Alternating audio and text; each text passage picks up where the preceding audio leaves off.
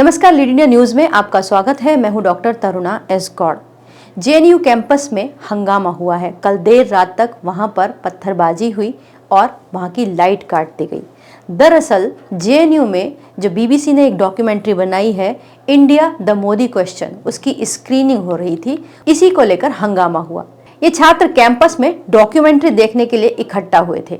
Screening Narmada hostel के सामने JNU छात्र संघ के दफ्तर में रात 9 बजे होनी थी, लेकिन छात्र संघ ने इसकी अनुमति नहीं दी थी और प्रशासन ने एडवाइजरी जारी की थी कि अगर छात्र ऐसा करते हैं तो उनके खिलाफ अनुशासनात्मक कार्रवाई होगी। लेकिन इसके बावजूद करीबन 300 छात्र इकट्ठा हुए और अपने अपने लैपटॉप और मोबाइल्स पर उन्होंने ग्रुप बनाकर ये डॉक्यूमेंट्री देखनी शुरू की।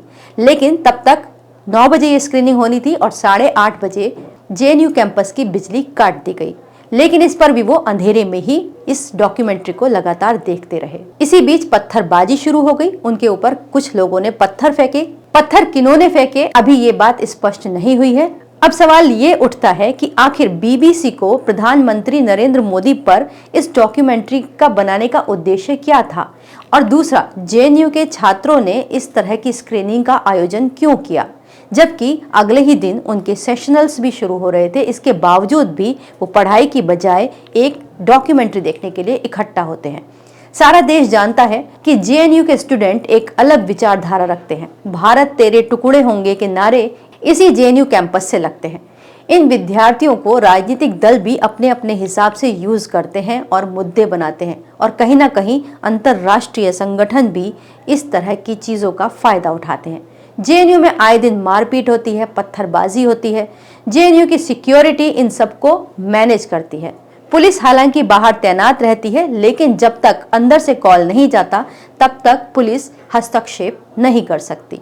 जेएनयू में एक अलग व्यवस्था चलती रहती है। अब बात करते हैं कि आखिर बीबीसी की डॉक्यूमेंट्री इस वक्त क्यों आई। इसकी टाइमिंग देखिए, 2024 में आम चुनाव होने हैं। इसके पीछे आप कहीं ना कहीं ये अगर ध्यान से देखेंगे तो इसमें आपको आंतरिक और अंतरराष्ट्रीय साजिश नजर आएगी। इस डॉक्यूमेंट्री का आधार गुजरात दंगे है। इस डॉक्यूमेंट्री के थ्रू उस समय की हिंसा को दोबारा से एक तरीके से जिंदा किया जा रहा है। प्रधानमंत्री नरेंद्र मोदी जो उस वक्त गुजरात के सीएम थे, उनके कुछ इंटरव्यू इस डॉक्यूमेंट्री में दोबारा से दिखाए जा रहे हैं और हिंसा के पूरे दृश्य फिर से दिखा रहे हैं। तो अगर आप इसमें अंतरराष्ट्रीय साजिश को देखें तो इस तरीके से देखिए कि भारत की ताकत वैश्विक स्तर पर लगातार बढ़ रही है। इस साल भारत G20 समूह की अध्यक्षता भी कर रहा है। इसके अलावा और भी दूसरे अंतरराष्ट्रीय संगठनों की मेजबानी भारत के अंडर में आएगी।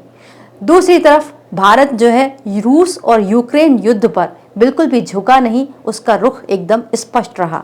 उसको देखकर विश्व में खुद को सुपर पावर समझने वाले और सुपर पावर बने रहने की होड़ रखने वाले देशों को अगर सबसे बड़ा कोई खतरा दिखता है तो वो है भारत का मजबूत नेतृत्व, यानी नरेंद्र मोदी। तो आखिर नरेंद्र मोदी को तोड़ा कैसे जाए?